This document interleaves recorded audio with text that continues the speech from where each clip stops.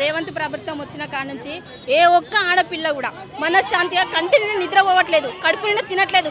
ఈ రోజు మమ్మల్ని రోడ్డు మీద వేసిండు.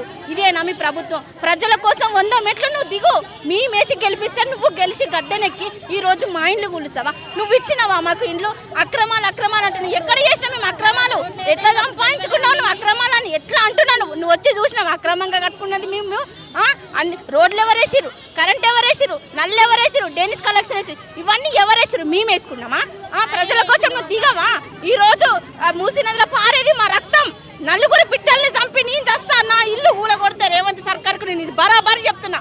నేను లక్షలు పెట్టి నేను అప్పు చేసి 14 సంవత్సరాల నుంచి ఉంటున్నాం సార్. 2010లో మేము కొనుక్కున్నాం. కొనుక్కొని జాగా కొనుక్కొని ఇల్లు కట్టుకొని అప్పులు చేసి కట్టుకున్నాం. ఈ రోజు కూలుస్తా అంటే అప్పులు ఎవరు కట్టాలి? బ్యాంకులో లోన్లు తెచ్చుకున్నాం, బంగారం అమ్ముకున్నాం.